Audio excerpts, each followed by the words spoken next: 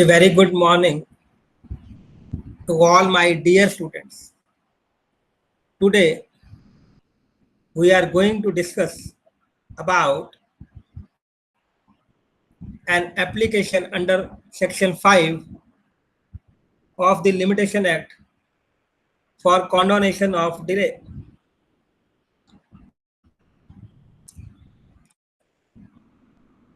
As you all are aware that it is in the interest of the state that justice should be expeditiously be given, and there must be minimal amount of delay.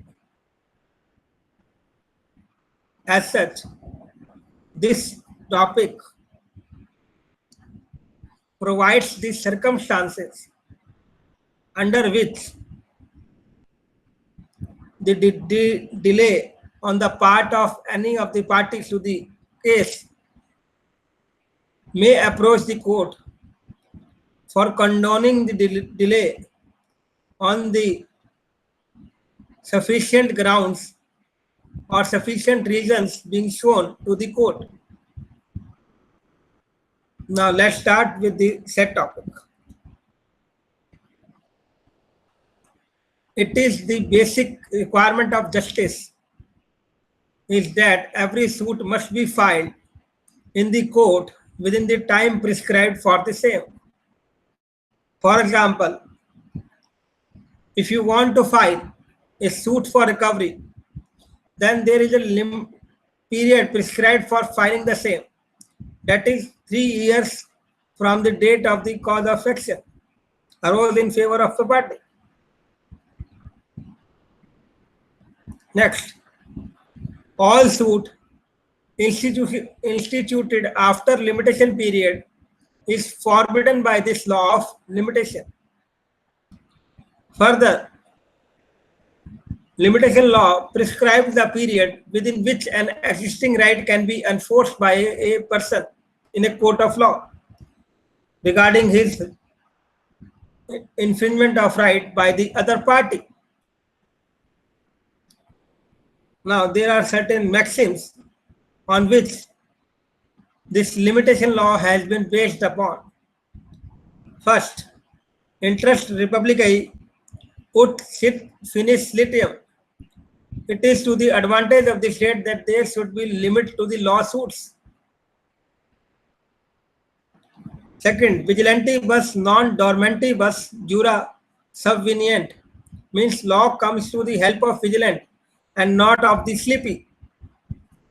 So, law protects the persons who are vigilant and not the indolent. So, these are the two maxims on which we may say that this particular Section 5 or the limitation law as such is based upon. Next. As I had already apprised you that the limitation law prescribes the period of limitation. Now the question arises in the mind of a law student is that, what do you mean by period of limitation? The period of limitation prescribed for any suit, appeal or application by the schedule, and the prescribed period means the period of limitation computed in accordance with the provisions of this act. And this has been so provided under Section 2J of the Limitation Act. So from this we may infer that there is a difference between a prescribed period and a period of limitation. Next, a law of limitation prescribes the time at the end of which a person is liable to suit shall become exempt from answering therein. Next, what is the effect of the Limitation Act? The law of the limitation does not destroy the substantive rights.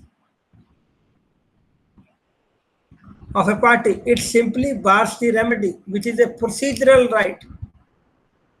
Limitation bars only the remedy and does not extinguish the title. This has been so laid down under Section 27 of the Indian Limitation Act 1963. Very, very important. So that is from this we may infer the effect of the Limitation Act on the suits or on the substantive and the procedural rights of the parties. Next. In which cases the condonation of delay or the extension of prescribed period application may be filed. So this is with regard to applications and appeal. Any appeal or any application may be admitted after the prescribed period if the appellant or the applicant satisfies the court that he had a sufficient cause. What do you mean by sufficient cause? Means which is not a just cause. Example, illness, imprisonment, poverty, minority, mistake of counsel, delay in obtaining the copies of documents from the court, laches on the part of the court, etc. These are some of the grounds on the basis of which we may infer that this is a perfect example of sufficient cause. And the court has dealt with this sufficient cause reason in the case of Messrs. Kaji, Katji. Very, very important case. So from the above, we may infer that as per Section 5 Limitation Act, this would be applicable on any appeal or any application or any other application under the provisions of the Code of Civil Procedure may be admitted after the prescribed period if the appellant or the applicant satisfies the court that he had sufficient cause for not preferring the appeal or making the application within such periods. The fact that the appellant or the applicant was misled by any order, practice or judgment of the High Court in ascertaining or computing the prescribed period may be sufficient cause within this meaning of this section. So this is the interpretation of Section 5 of the limitation law or the wordings of the Section 5 as given under the Limitation Act 1963. Next. There are two sections similar to one another, that is Section 4 and Section 5. There is a confusion in the minds of my students sometimes about this difference. Now I just want to clarify my students on these points. Majority of the time, there is a confusion between the Section 4 of the Limitation Act, that is the expiry of the prescribed period, when the court is closed. That basically provides a statutory obligation that whenever there is a government holiday, the proceedings shall continue as the same on the very next date of the recommencing of the respective court, while on the other hand, Section 5 of the Limitation Act, that is the condonation of delay, if there is sufficient ground or cause that need to be accepted in the eye of law due to which there was lapse in the filing of such application or appeal, except under Order 21 CPC. Now there is a distinction between the two. What is that? Section 4 is only concerned with the time of limitation prescribed and within this time limit, while Section 5 is concerned with the time that has been extended after the period of limitation, that is expiry after of the limitation, for which sufficient reasoning is meant to be given by the defaulter, and same should satisfy the respected court, else if not, it shall be rejected. The same application would be rejected by the court if sufficient cause were not provided by the defendant to the court of law in a subject matter which is pending before the court of law. Next.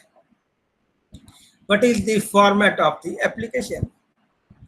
First of all, my dear students, you have to mention the name of the court.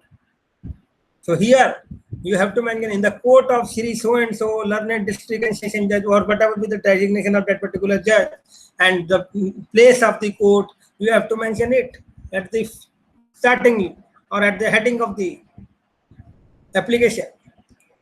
Thereafter, you have to mention the IA number or the MA number. IA number means interim application number or miscellaneous application number, as the case may be. And in CSOS means civil suit number or SLP number or criminal case number, whatever with that, criminal complaint number, etc., and so on and so forth. Thereafter, but students, you have to mention the name of the parties, wherein you have to give the full details of the party, like Mr. Y, son of, age. You have to give these types of certain details of Mr. Y and Mr. X. And he is an applicant, he is a defendant, you have to apprise the court. If it is a plaintiff, if it is an appellant, you have to mention. Next, subject matter. Under what provision the said application or suit has been filed? What is the relief claim therein? Now, in this, you have to mention like this only: application being filed under Section 5 of the Limitation Act, seeking condonation of delay for extension of time period to file an appeal against the impugned judgment passed by the Court of Learned Judge, New Delhi, on behalf of appellant series so and so. So, in a suit,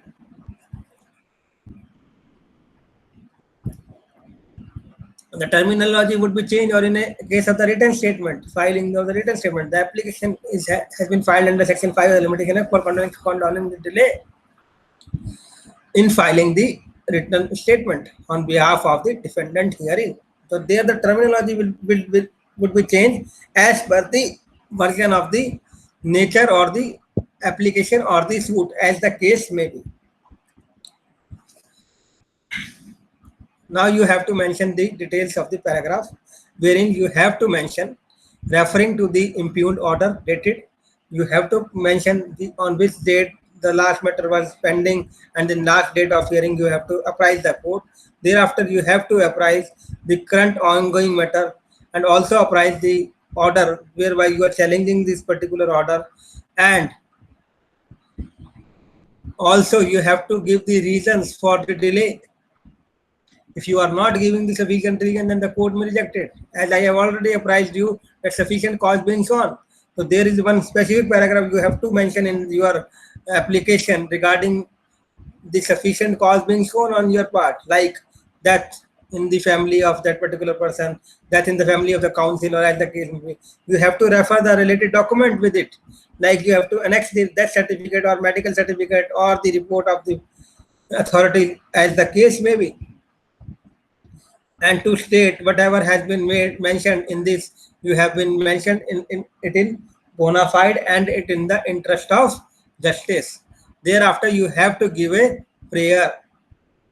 prayer whereby you will seek that in the interest, we hereby pray to this honorable court to condone the delay in filing the application for this particular period.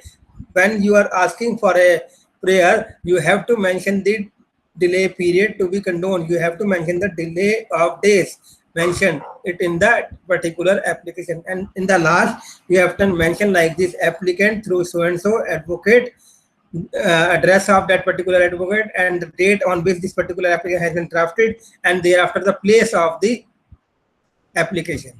And along with the application, you have to attach an affidavit along with the condonation of delay application. So this is all about today's topic. Hope you have enjoyed it and also learned from it. Before parting with the today's topic, I just want to let you know the topic which I am going to take in my next lecture, that is with regard to the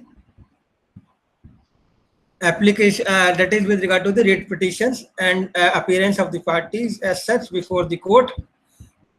So this is all about today's lecture. Again, thank you very much. We'll meet you soon.